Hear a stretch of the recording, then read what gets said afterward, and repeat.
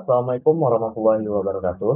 Sebelumnya, selamat datang kembali pada penayangan video mengenai dari kami kelompok 7 pada praktikum Bioinformatika tahun 2024.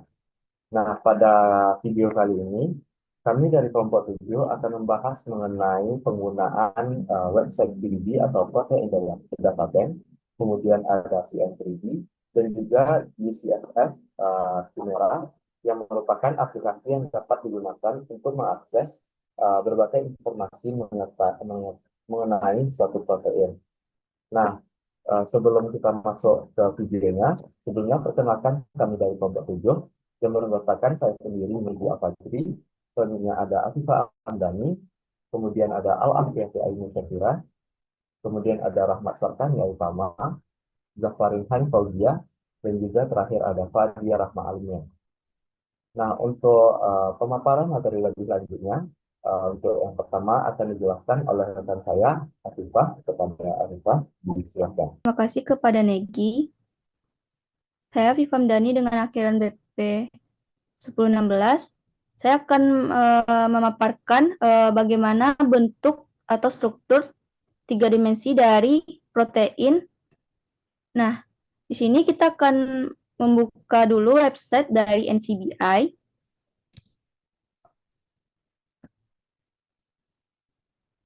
Nah, kita klik. Nah, di sini dapat kita lihat laman dari website itu sendiri. Nah, pada bagian All Database, kita ubah dulu menjadi protein.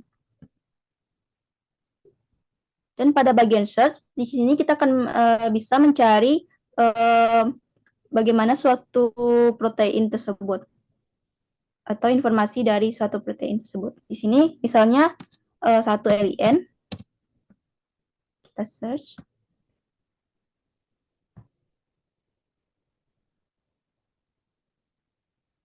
Nah, di sini dapat kita ketahui bahwa protein 1LN itu merupakan kalmodulin kompleks. Dan dengan jumlah database-nya yaitu ada 4 database. Dan pada bagian spesies itu terdapat animals dengan jumlah database-nya yaitu ada 4. Selanjutnya yaitu akan melihat sumber database dari protein 1LN tersebut. Nah, di sini dapat kita ketahui bahwa sumber database dari protein 1LN yaitu ada di PDB dan UniProt. Baiklah, sekian yang dapat saya sampaikan. Saya alihkan kepada rekan saya. Selanjutnya adalah untuk menemukan informasi terkait jumlah asam amino dari protein ini. Dapat kita ambil salah satu contoh dari chain A kalmodulin berikut. Kita klik. Kemudian keluarlah informasi terkait dengan protein chain A kalmodulin atau protein 1LIN tersebut. Pada informasi berikut ditemukan jumlah asam amino dari protein ini sejumlah 148 AA. Kemudian untuk fungsi dari asam amino ini sendiri, dapat kita garis bawahi beberapa kalimat penting pada informasi berikut. Yang pertama itu, kita menemukan kalmodulin kompleks with riboflavin, di mana kalmodulin kompleks ini sendiri adalah informasi terkait dengan protein yang berfungsi untuk pengikatan kalsium dan terlibat dalam regulasi berbagai proses seluler seperti kontraksi otot, pembelahan sel, dan regulasi metabolisme. Selanjutnya, kita juga menemukan beberapa kalimat kata berulang seperti domain 1 dan juga domain 2, di mana domain ini memberikan informasi di mana menunjukkan domain spesifik dari protein. Domain-domain ini biasanya berkaitan erat dengan fungsi biologis dari protein-protein tersebut. Dari halaman ini kita mendapatkan deskripsi mengenai protein ILN 1 LIN, di mana sebagian besar berkaitan dengan fungsi struktur, fitur protein, dan juga mengetahui berbagai bagian fungsi dari protein tersebut. Selanjutnya masuk ke bagian FASTA, di mana kita tinggal klik bagian berikut. FASTA sendiri adalah format teks sederhana yang digunakan untuk menyimpan urutan nukleotida untuk DNA dan RNA. Untuk urutan asam amino dari protein 1 LIN adalah sebagai berikut ini. Terima kasih. Yaitu tentang protein 1-LN ini itu untuk mencari tentang identify conserved domain. Pada chain A ini di sampingnya mengenai tentang analyze this sequence ada link yang menampilkan identify conserved domains. Klik link tersebut dan nanti hasilnya akan terlihat seperti ini. Nah, conserved domain dari protein ini akan menampilkan bahwa calmodulin atau protein 1-LN ini adalah termasuk ke dalam tipe EF-HEN atau EFH domain containing protein that mediates the control of large number of enzymes, ion channel, aquaporins, and other proteins through calcium binding. Lalu untuk superfamili dari protein 1-LN ini, di sini dituliskan bahwa superfamili dari protein ini yaitu PTZ 00184 superfamily. Lalu untuk menentukan grafik dari protein 1-LN ini, di sini terdapat tampilan tombol grafik di samping FASTA. Dan dengan menekan tombol grafik tersebut, nanti akan menampilkan grafik data informasi dari protein 1-LN ini. Di sini dilihatkan bahwa terdapat 148 asam amino yang membentuk protein 1-LN ini, di mana terbagi atas dua domain, yaitu domain pertama sepanjang 77 asam amino, sedangkan domain kedua juga terbentuk dari 177 asam amino. Lalu selanjutnya protein ini juga terbagi atas helix-helix yang menandakan site-site pada masing-masing sequence protein ini. Selanjutnya yaitu adalah website PDB.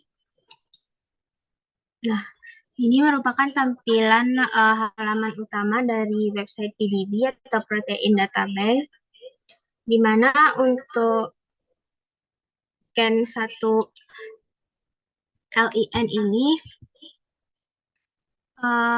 kita gunakan website yang berbeda yaitu PDB. Cara men-search gen yang akan kita cari informasinya.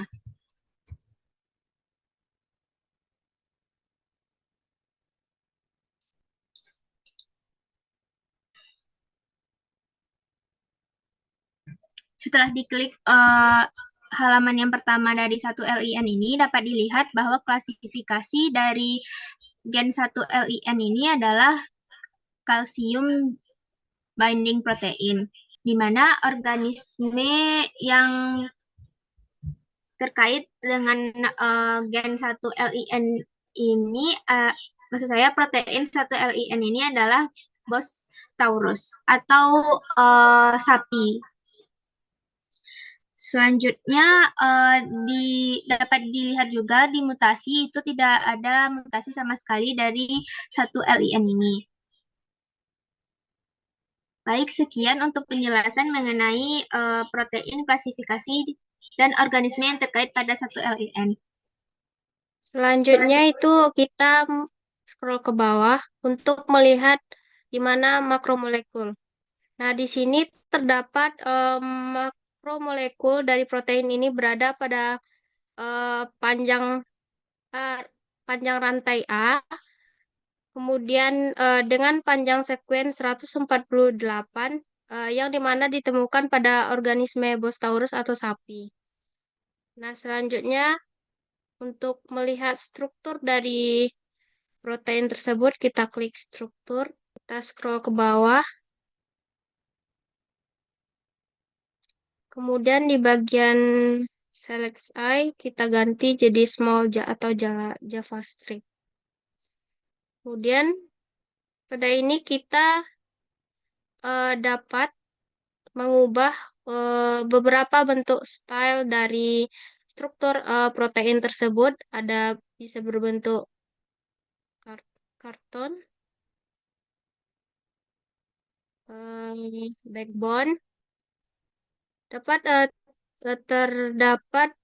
dapat kita lihat pada struktur tersebut perbedaan-perbedaan. Nah, ada spikes field, kemudian ada ball and stick, lalu ligand, kemudian ada ligand paket, sangat jauh berbeda dari berbagai macam bentuk style yang sebelumnya. Ada structure, kemudian yang terakhir ada ribbon. Nah, inilah beberapa bentuk struktur dari protein 1-LIN ini. Kita melanjutkan penjelasan dari rekan saya sebelumnya. Nah, setelah kita melihat makromolekuls dan bagaimana struktur dari protein 1-LIN tersebut, kita kembalikan lagi ke halaman sebelumnya. Nah, pada halaman ini kita dapat scroll ke bawah untuk melihat letak dari small molecules dari protein 1-LIN tersebut. Nah, pada bagian ini kita dapat melihat bahwa terdapat 2 unit dari small molecules protein tersebut, yaitu ada TVP dan Ca atau calcium ion. Nah, pada TVP kita akan melihat letaknya itu pada rantai F, G, H, dan I, serta yang terakhir yaitu ada kalsium ion, letaknya itu terdapat pada rantai B, rantai C, rantai D, dan rantai E. Untuk mencari annotation itu dapat di-scroll ke atas dari struktur yang dijelaskan sebelumnya, itu diklik bagian annotation.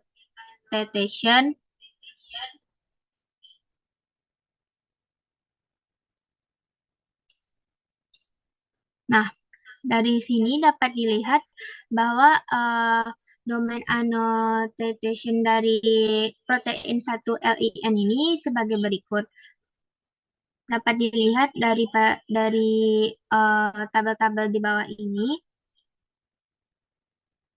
Seperti rantai A, domain infonya adalah seperti ini, dan juga kelasnya ini, dan seterusnya. Dengan spesies dari protein ini yaitu Bostaurus, yaitu sapi. Dapat scroll ke bawah juga.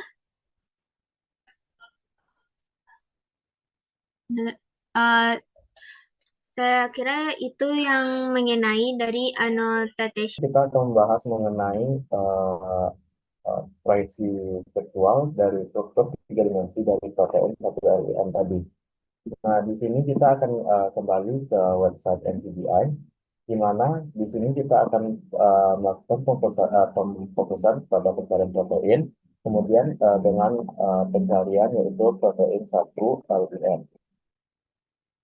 Nah, setelah kita masuk ke halaman berikutnya, kemudian kita akan mengklik pada view in 3D structure pada si protein 1-LIN tadi.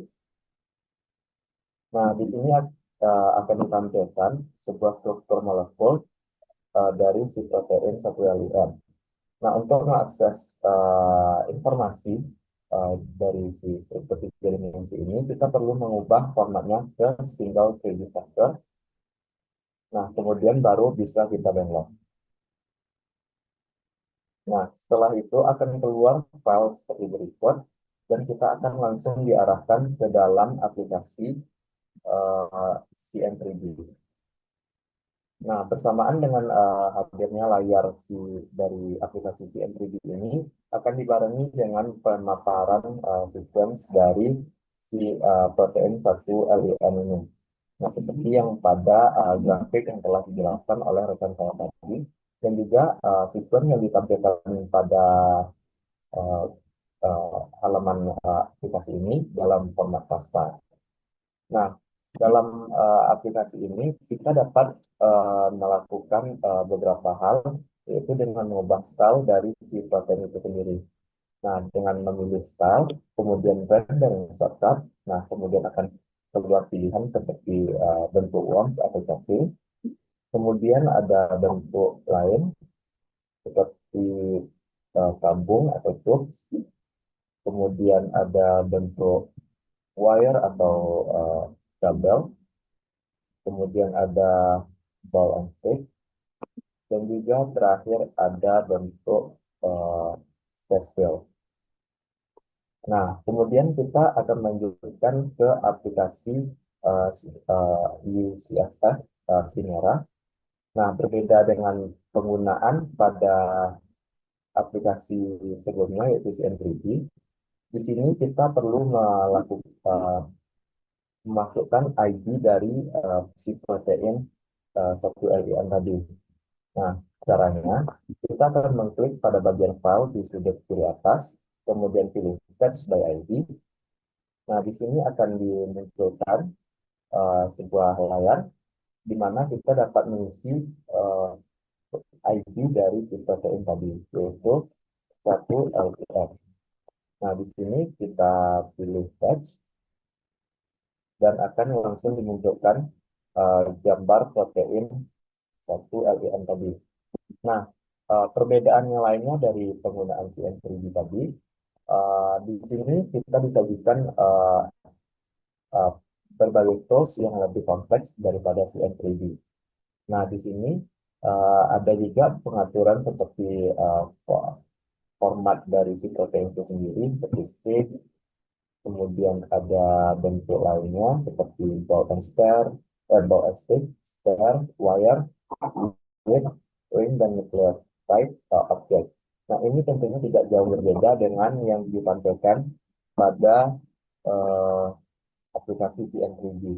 Selain itu, kita juga dapat mengubah warna dari si struktur 3 dimensi dari protein itu sendiri. Bisa kita ubah ke warna-warna yang tentunya sesuai dengan kebutuhan kita selama penelitian. Nah, mungkin sekian penyampaian materi kami mengenai penggunaan website PDB, aplikasi CN3D dan juga UCSF Kinera untuk mengetahui informasi mengenai protein dan juga strukturnya serta informasi lain yang terkait tentang protein itu sendiri. Nah, kita telah sampai pada akhir video ini. Saya mewakili rekan-rekan saya yang lain mengucapkan terima kasih atas perhatiannya. Dan saya ucapkan sampai jumpa di video kami selanjutnya. Dan saya tutup. Assalamualaikum warahmatullahi wabarakatuh.